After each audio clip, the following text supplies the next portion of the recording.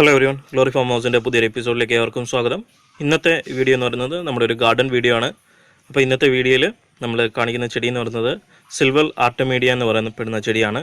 ഇതൊരു ലീഫിന് പ്രത്യേകതയുള്ളൊരു ടൈപ്പ് ചെടിയാണ്. ഈ ചാനലിലെ വീഡിയോകൾ നിങ്ങൾ ആദ്യമായിട്ടാണ് കാണുന്നതെങ്കിൽ ഗ്ലോറി ഫാം ഹൗസ് എന്ന് പറയുന്ന ഞങ്ങളുടെ യൂട്യൂബ് ചാനൽ സബ്സ്ക്രൈബ് ചെയ്യുക, തൊട്ടടുത്തുള്ള ബെൽ ഐക്കണോട് പ്രസ് ചെയ്യുക. അപ്പോൾ നമുക്ക് വീഡിയോയിലേക്ക് കിടക്കാം.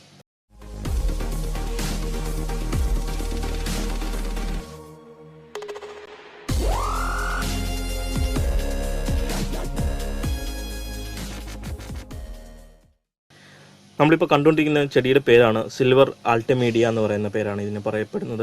ഇതിന് ഈ പേര് വരാനുള്ള കാരണം എന്ന് വെച്ച് കഴിഞ്ഞാൽ ഇതിൻ്റെ ഇലയ്ക്ക് പച്ച കളറിനേക്കാൾ കൂടുതൽ, അല്ലെങ്കിൽ സാധാരണ നമ്മൾ ഇലയ്ക്ക് കാണാറുള്ളത് പച്ച ഷെയ്ഡുകളായിരിക്കും, അതിനേക്കാൾ കൂടുതലായിട്ട് ഇതിനൊരു സിൽവർ ഷെയ്ഡാണ് കാണിക്കുന്നത്.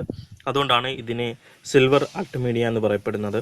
ഇത് മറ്റൊരു പേരിന് പറയാറുണ്ട്. ഇതിനാണെങ്കിൽ ചില നഴ്സറികളിലൊക്കെ ചെന്ന് നമ്മൾ ഈ ചെടിയുടെ പേര് ചോദിക്കുമ്പോൾ അവർക്കാണെങ്കിൽ ഈ ഇംഗ്ലീഷ് പേര് പറയുന്നതിനേക്കാൾ കൂടുതൽ അവർ പറയാറുള്ള പേരെന്ന് പറഞ്ഞു കഴിഞ്ഞാൽ ബാംഗ്ലൂർ തുളസി എന്നുള്ള പേരിലാണ് ചിലയിടത്ത് പറയപ്പെടുന്നത്.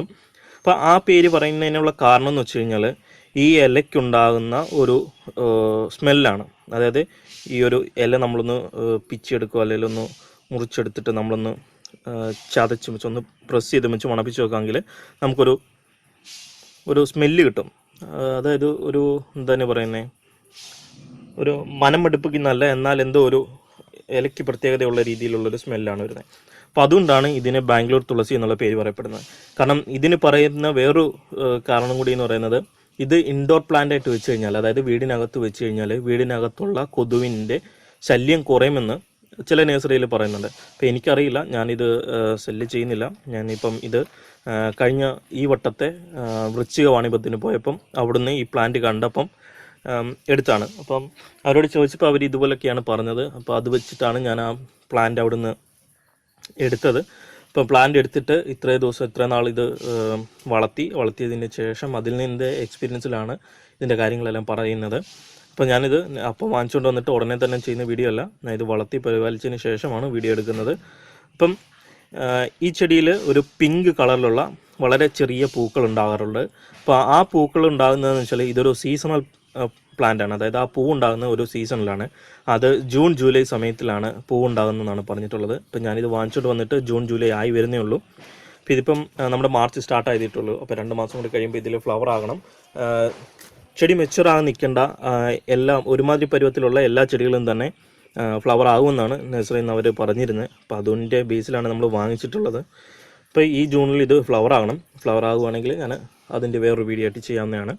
അപ്പം ഇതിൻ്റെ ആ ഇലയ്ക്കുണ്ടാകുന്ന സ്മെല്ല് കാരണം ഇതിനെ ഇൻഡോറായിട്ട് വളർത്തിക്കഴിഞ്ഞാൽ, വീടിനകത്ത് വെച്ച് കഴിഞ്ഞാൽ നമ്മുടെ കൊതുകിൻ്റെ ശല്യം കുറയും, അല്ലെങ്കിൽ ശല്യം ഉണ്ടാകില്ല എന്നുള്ള രീതിയിലാണ് അവർ പറഞ്ഞിട്ടുള്ളത്. അതുകൊണ്ടാണ് ഇതിനെ ബാംഗ്ലൂർ തുളസി എന്നുള്ള പേര് പറയപ്പെടുന്നത്. ശരിക്കും ഇതിൻ്റെ പേരെന്ന് വെച്ചാൽ സിൽവർ ആർട്ടമീഡിയ എന്ന് പറയുന്ന പേരാണ് ഇതിന് പറയപ്പെടാറുള്ളത്. അപ്പോൾ ഇതിൻ്റെ കെയർ എന്ന് വെച്ചാൽ വളരെ എളുപ്പമുള്ള കെയറാണ്. എന്ന് വെച്ചാൽ ഇതിൻ്റെ മിക്സർ എന്ന് പറയുന്നത് നമുക്ക് ഗാർഡൻ സോയിലും അതേപോലെ തന്നെ അതിൻ്റെ കൂട്ടത്തിൽ ജൈവവളം കൂടി, അതായത് ചാണകപ്പൊടിയോ അല്ലെങ്കിൽ ആട്ടുംപുഴുക്കപ്പൊടിയോ നമുക്ക് മിക്സ് ചെയ്ത് വെച്ച് നമുക്കിതിന് ചെടി നടാവുന്നതാണ്. അപ്പോൾ ഇതിന് വെയിലെന്ന് പറയുന്നത് രാവിലത്തെ ഒരു വെയിൽ മതി. ഔട്ട്ഡോറിലാണ് വയ്ക്കുന്ന ഒരു രാവിലത്തെ വെയിൽ മതിയാകും. എന്നാൽ ഉച്ചയ്ക്കുള്ള കടും വെയിലത്തിരിക്കാൻ പാടില്ല. കടും വെയിലത്തിരുന്ന് കഴിഞ്ഞാൽ ഇതിൻ്റെ ഇലകളെല്ലാം വാടിയതായിട്ട് കാണിക്കുന്നുണ്ട്. അതുകൊണ്ട് രാവിലത്തെ വെയിൽ മാത്രം കൊള്ളുന്ന രീതിയിൽ ഇതിനെ സെറ്റ് ചെയ്യാവുന്നതാണ്. ഷെയ്ഡിൽ ഇഷ്ടപ്പെടുന്ന ചെടിയല്ല, അതായത് അത്യാവശ്യം വെയിലിൽ ഇഷ്ടപ്പെടുന്ന ചെടിയാണ്. എന്നാൽ ഇൻഡോറിലാണ് വെക്കുന്നതെന്ന വരിയിൽ ഒരാഴ്ച കുറച്ച് നേരം എടുത്ത് വെളിയിൽ വെച്ച് വെയിൽ കൊള്ളിച്ചാൽ ഒരു കുഴപ്പമില്ലാതെ തന്നെ വളരുന്നതാണ് ചെടി. അപ്പോൾ ഇന്ന് നമ്മൾ ഷെയ്ഡിൽ വെക്കുകയും അതേപോലെ തന്നെ ഇതിന് വെള്ളം കൂടുകയും ചെയ്ത് കഴിഞ്ഞാൽ നിങ്ങൾക്ക് ഈ ചെടിയുടെ അടിയിലെ ഇലകൾ നിങ്ങൾക്ക് ഇതുപോലെ കാണാം, അഴുക്കാകുന്ന കണ്ടില്ലേ. ഇതേ രീതിയിൽ ഇതിൻ്റെ അടിയിലെ ഇലകളെല്ലാം അഴുക്കാകാൻ തുടങ്ങുന്നതായിട്ട് കാണിക്കുന്നുണ്ട്. അപ്പോൾ അതുകൊണ്ട് വെള്ളത്തിൻ്റെ നന നമ്മൾ നോക്കി വേണം കൊടുക്കാൻ വേണ്ടി. അതേപോലെ ഇതിൻ്റെ പ്രൊപ്പഗേഷൻ എന്ന് പറയുന്നത് നഴ്സറിയിൽ നിന്ന് തൈ വാങ്ങിക്കണമെന്ന് തന്നെയാണ് എല്ലാവരും പറയുന്നത്. പക്ഷെ എന്നാലും നമുക്കാണെങ്കിൽ ഇതിൻ്റെ സ്റ്റം യൂസ് ചെയ്ത് നമുക്ക് പ്രൊപ്പഗേറ്റ് ചെയ്യാവുന്നതാണ്. ഈ ചെടി അത്ര പ്രചാരത്തിൽ എത്തി തുടങ്ങിയിട്ടില്ല, എന്നാലും ഇതിൻ്റെ വലിയ പ്ലാന്റിനൊക്കെ നല്ല വിലയാണ് അവർ പറയുന്നത്. അപ്പോൾ അതുകൊണ്ട് അതിൻ്റെ നമുക്ക് കൂടത്തൈകൾ, അതായത് നഴ്സറി കവറിലുള്ള തൈകൾ വാങ്ങിക്കുന്നതായിരിക്കും ബെറ്റർ എന്ന് പറയുന്നത്. അപ്പോൾ ചെറിയ ചെടി വാങ്ങിച്ചാൽ അടുത്ത സീസണിലേ പൂവിടുള്ളൂ എന്നുള്ള പ്രശ്നമേ ഉള്ളൂ. പക്ഷേ അത്രയും പ്രൈസ് നമ്മൾ കൊടുത്ത്, അറിയാത്തൊരു ചെടിക്ക് വേണ്ടി അത്രയും പ്രൈസ് കൊടുത്ത് വളർത്തണമെന്ന് ഞാൻ നിർബന്ധിക്കില്ല. അല്ലെങ്കിൽ ആരെങ്കിലും ഇതുപോലെ വളർത്തി കാണിച്ച വീഡിയോകൾ ചെയ്യുകയോ അല്ലെങ്കിൽ വളർത്തുന്ന വീഡിയോകൾ ചെയ്യുന്നത് കണ്ടിട്ട് നമുക്ക് വാങ്ങിക്കുന്നതിന് യാതൊരുവിധ കുഴപ്പമില്ല. അപ്പോൾ നമുക്ക് ഒരു കൂടത്തൈകൾ വാങ്ങിക്കാവുന്നതാണ്. ഇപ്പോൾ നഴ്സറിയിൽ പോകുമ്പം ബൊഗൻവില്ലയുടെ ഒരു ചെയ്ത വീഡിയോയിൽ നമുക്കൊരു കമൻറ്റ് വന്നതെന്ന് വെച്ചാൽ ബൊഗൻവില്ലയ്ക്ക് വാങ്ങിച്ചതിന് നല്ല റേറ്റ് ഉണ്ടെന്ന് പറഞ്ഞൊരു വീഡിയോ വന്നു. അപ്പം ബൊഗൻവില്ല 2 ടൈപ്പ് ഉണ്ട്, ഒന്ന് നാടനുണ്ട്, ഒന്ന് ഹൈബ്രിഡ് ഉണ്ട്. അപ്പോൾ നാടന് വലിയ വില വരത്തില്ല, അതേപോലെ ഹൈബ്രിഡിന് ചട്ടിയിലുള്ളതിന്, അതായത് നമ്മുടെ പ്ലാസ്റ്റിക് ചട്ടിയിൽ വെച്ചിരിക്കുന്ന ഹൈബ്രിഡിന് നല്ല റേറ്റും വരും. അപ്പോൾ നമ്മൾ വാങ്ങിക്കേണ്ടതെന്ന് വെച്ചാൽ കൂടത്തൈകളാണ്, അതായത് നഴ്സറി കവറിൽ ഈ കറുത്ത കവറിലുള്ള കൂടത്തൈകളാണ്. അതിന് താരതമ്യേന റേറ്റ് കുറവായിരിക്കും. അത് നമുക്ക് നോർമലും ഹൈബ്രിഡും നമുക്ക് കിട്ടുന്നതാണ്. അപ്പോൾ അതേപോലെ തന്നെയാണ് ഇത്തരം ചെടികളും നമുക്ക് കൂടത്തൈകൾ വാങ്ങിക്കാൻ കിട്ടും. അപ്പോൾ ആ കൂടത്തൈകളാണെങ്കിൽ നമുക്ക് കുറച്ചുകൂടി ഒന്ന് കെയർ ചെയ്തെടുക്കുവാണെങ്കിൽ നമുക്ക് നല്ല രീതിയിൽ നല്ല ചെടിയായിട്ട് തന്നെ, നല്ല പ്ലാന്റായിട്ട് തന്നെ നമുക്ക് അതിനെ പ്രൊപ്പഗേറ്റ് ചെയ്ത് എടുത്തുകൊണ്ട് വരാൻ പറ്റുന്നതാണ്. അപ്പോൾ ഇതിൻ്റെ കമ്പ് നമുക്ക് പ്രൊപ്പഗേറ്റ് ചെയ്ത് യൂസ് ചെയ്യാവുന്നതാണ്. ഇതിൻ്റെ ഇലകൾക്കുള്ള ഈ പ്രത്യേകതയാണ് ഇതിനെ നമ്മൾ ഉദ്യാനത്തിൽ വളർത്താനുള്ളൊരു ടെൻഡൻസി അല്ലെങ്കിൽ ഒരു താല്പര്യം കാണിക്കുന്നത്. അതേപോലെ തന്നെ ഈ സ്മെല്ല് കാരണം കൊതുക് വരുന്നില്ല എന്ന് പറയുന്നുണ്ട്. അതെനിക്ക് എത്രത്തോളം ശരിയാണെന്ന് എനിക്കറിയില്ല. എനിക്ക് പറഞ്ഞു തന്ന ഇത് വെച്ചിട്ടുള്ള അറിവാണ് ഞാൻ പറയുന്നത്. ഞാനത് വെച്ച് നോക്കിയിട്ടില്ല. ഞാൻ ഇത്രയും നാളും ഔട്ട്ഡോർ തന്നെയാണ് വെച്ചിരിക്കുന്നത്. വെയിലാണെങ്കിൽ രാവിലത്തെ വെയിൽ കൊള്ളുന്ന രീതിയിലാണ് സെറ്റ് ചെയ്തിരിക്കുന്നത്. വെള്ളമാണെന്ന രീതിയിൽ കുറേശ്ശെയാണ് കൊടുക്കുന്നത്, അതായത് ഇതിൻ്റെ മണ്ണ് നോക്കിയും വെച്ച് ഡ്രൈ ആകുന്ന രീതിയിലാണ് കൊടുത്തിരിക്കുന്നത്. നല്ല കുഴഞ്ഞെടുക്കാനുള്ള വെള്ളം കൊടുക്കുന്നില്ല. ഇപ്പോൾ കുഴഞ്ഞെടുക്കാനുള്ള വെള്ളം കൊടുത്തു കഴിഞ്ഞാൽ, അതിൽ വെള്ളം കൂടുതലായി കഴിഞ്ഞാൽ ഇതിൻ്റെ ചുവടാണെന്ന രീതിയിൽ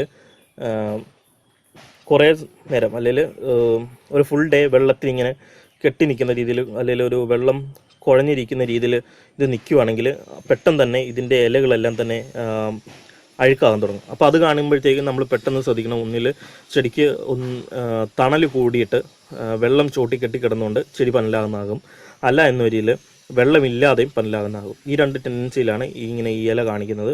അതുകൊണ്ട് ഈ ഇല അഴുക്കാകുന്നതായിട്ട് കാണുമ്പോൾ തന്നെ നമ്മൾ ശ്രദ്ധിക്കണം, അടിയിൽ വെള്ളം കെട്ടിക്കിടക്കുന്നുണ്ടോ അതോ വെള്ളം ഇല്ലാത്തതാണോ എന്നുള്ളത്. വെള്ളം ഇല്ല എങ്കിൽ അത്ര വലിയ പ്രശ്നം കാണിക്കില്ലെങ്കിലും വെള്ളം ഒത്തിരി ആയി കഴിഞ്ഞാൽ ഇതേപോലെ പെട്ടെന്ന് അഴുക്കാവും. അപ്പോൾ ഇതിപ്പോൾ കാണിക്കുന്നതെന്ന് വെച്ചാൽ ഇതാ ഷെയ്ഡിലിരിക്കുമായിരുന്നു. ഇപ്പോൾ ഞാൻ 2 ആഴ്ചയായി അങ്ങോട്ട് എടുത്ത് മാറ്റി വെച്ചിട്ട് തിരിച്ചെടുത്ത് വെക്കാൻ മറന്നുപോയി. അപ്പോൾ ഇപ്പോൾ എടുക്കാൻ ചെന്നപ്പോഴത്തേക്ക് അത് ഷെയ്ഡിലിരിക്കുമായതുകൊണ്ട് ഈ ഒരു ടെൻഡൻസിയിൽ കാണിച്ചിട്ടുണ്ട്. പ്ലാന്റിന് ഒരു കുഴപ്പമൊന്നുമില്ല, 2 ആഴ്ച ആയതല്ലേ ഉള്ളൂ, അപ്പോൾ വലിയ കുഴപ്പമൊന്നുമില്ല. ഇതിൻ്റെ കമ്പ് നമുക്ക് പ്രൊപ്പഗേറ്റ് ചെയ്യാവുന്നതാണ്. പ്രൊപ്പഗേറ്റ് ചെയ്യുന്ന സമയത്ത് എന്തെങ്കിലും ഒരു റൂട്ടിംഗ് ഹോർമോൺ കൊടുക്കുന്നത് ബെറ്റർ ആയിരിക്കും. കൊടുത്തില്ലെങ്കിലും കിളുക്കുന്നുണ്ട്, പക്ഷേ എന്നാലും റൂട്ടിംഗ് ഹോർമോൺ കൊടുക്കുന്നതാണ് ബെറ്ററായിട്ട് കാണിക്കുന്നത്. ഇതാണ് ഈ ചെടിയുടെ പ്രത്യേകതകൾ എന്ന് പറയുന്നത്. ഇതിന് വളമായിട്ട് നമ്മൾ അടിവളമായിട്ട് ചാണകപ്പൊടിയോ ആട്ടുംപുഴിക്കോ കൊടുത്തിട്ടാണ് നമ്മൾ ഈ ചെടി നട്ടിരിക്കുന്നത്. അപ്പോൾ ഈ ചെടിയിൽ സീസൺ, അതായത് ജൂൺ ജൂലൈയിൽ മാത്രമാണ് ഫ്ലവർ ഉണ്ടാകുന്നതാണ് പറഞ്ഞിട്ടുള്ളത്. അപ്പം ആ ഒരു സമയത്തിന് തൊട്ട് മുമ്പ് മാത്രം നമുക്ക് ഫ്ലവറിങ്ങിനായിട്ട് ആവശ്യമുള്ള വളങ്ങൾ കൊടുത്താൽ മതിയാകും. അല്ലാത്ത സമയത്ത് ഫുള്ളി ഈ ചെടി ഇതേ രീതിയിൽ, ഇതേ എൽ ഷേപ്പിൽ, ഇതേ സിൽവർ കളറിൽ നിൽക്കുന്നതായതുകൊണ്ട് നമുക്ക് പ്ലാന്റ് വളരുന്ന, അല്ലെങ്കിൽ പ്ലാന്റ് നല്ല ഗ്രോത്തിൽ നല്ല ശിഖരം പൊട്ടി വളരുന്ന രീതിയിലുള്ള വളങ്ങളാണ് കൊടുക്കേണ്ടത്. അപ്പോൾ നമുക്ക് ഒരു 15 ദിവസത്തെ ഇടവേളയിൽ നമുക്ക് ലിക്വിഡ് ഫെർട്ടിലൈസറായിട്ടുള്ള ചാണകവെള്ളം, അതേപോലെ തന്നെ ബയോഗ്യാസിൻ്റെ സ്ലറി അല്ലെങ്കിൽ കടലപ്പിണ്ണാക്ക് പുളിപ്പിച്ച് ഇവയൊക്കെ നമുക്ക് കൊടുക്കാവുന്നതാണ്. 20 ദിവസമല്ല, 15 ദിവസം 20 ദിവസത്തിൻ്റെ ഇടയ്ക്ക് ഗ്യാപ്പിൽ നമുക്ക് വേണമെങ്കിൽ കൊടുക്കാവുന്നതാണ്. അല്ലെങ്കിൽ 1 മാസത്തെ ഇടവേളയിൽ നമുക്കിത് കൊടുക്കാവുന്നതാണ്. അപ്പോൾ നമ്മൾ ശ്രദ്ധിക്കേണ്ട ഒരു കാര്യം എന്ന് വെച്ചാൽ ഇതിൻ്റെ ചെടിയുടെ ഗ്രോത്തിനുള്ള വളങ്ങളാണ് നമ്മൾ കൊടുക്കേണ്ടത്. ജൂൺ ജൂലൈ മാസം മാത്രം ഫ്ലവർ ഉണ്ടാകുന്ന സമയത്തിന് തൊട്ട് മുമ്പ് നമ്മൾ പ്ലാന്റിൻ്റെ ഗ്രോത്ത് നോക്കിയതിന് ശേഷം ഗ്രോത്ത് കുറവാണെങ്കിൽ ആ സമയത്ത് എന്തെങ്കിലും വളങ്ങൾ കൊടുത്ത് അതിനെ. അപ്പോൾ ഇതൊക്കെയാണ് ഈ ചെടിയുടെ പ്രത്യേകതകൾ എന്ന് പറയുന്നത്. വളരെ എളുപ്പം തന്നെ നമുക്കിതിനെ വളർത്തിയെടുക്കാവുന്നതാണ്. ഒരു കാര്യം മാത്രം ശ്രദ്ധിച്ചാൽ മതി, ഇതിൻ്റെ ആ വെള്ളം കൂടുതൽ കൊണ്ട് ചെടി അഴുകി പോകാതിരിക്കാൻ മാത്രം ശ്രദ്ധിച്ചാൽ മതി. ഇതിൻ്റെ മൂട് അഴുകി കഴിഞ്ഞാൽ പെട്ടെന്ന് ചെടിയെ രക്ഷിക്കാൻ വലിയ പാടാണ്. അതുകൊണ്ട് ആ ഇല അഴുക്കാൻ തുടങ്ങുന്ന സമയത്ത് തന്നെ നമ്മുടെ ചെടിയെ ശ്രദ്ധിക്കുക, അതുമാത്രം നോക്കിയാൽ മതി. വേറെ ഫംഗസോ അല്ലെങ്കിൽ വേറെ യാതൊരുവിധ പ്രശ്നങ്ങളും വരുന്നില്ല, വേറെ യാതൊരുവിധ ജീവികളുടെ ഉപദ്രവമില്ല. ഷെയ്ഡി വയ്ക്കരുത്, അത്യാവശ്യം വെയിൽ കിട്ടുന്ന രീതിയിൽ സെറ്റ് ചെയ്യുക എന്ന് മാത്രമാണ് ഇവയുടെ പ്രത്യേകത എന്ന് പറയുന്നത്. അപ്പോൾ ഈ രീതിയിൽ ഈ ചെടിയെ വളരെ കളർഫുള്ളായിട്ട് നമുക്ക് ഉദ്യാനത്തിൽ വളർത്തിയെടുക്കാൻ സാധിക്കുന്നതാണ്. അപ്പോൾ നിങ്ങൾക്ക് എല്ലാവർക്കും ഈ വീഡിയോ ഇഷ്ടപ്പെട്ടു എന്ന് കരുതുന്നു. ഇത്തരം ഗാർഡൻ സംബന്ധമായ വീഡിയോകൾ മലയാളത്തിൽ ലഭിക്കുന്നതിന് വേണ്ടി ഗ്ലോറി ഫാം ഹൗസ് എന്ന് പറയുന്ന ഞങ്ങളുടെ യൂട്യൂബ് ചാനൽ സബ്സ്ക്രൈബ് ചെയ്യുക, തൊട്ടടുത്തുള്ള ബെൽ ഐക്കൺ പ്രസ് ചെയ്യുക. Thank you.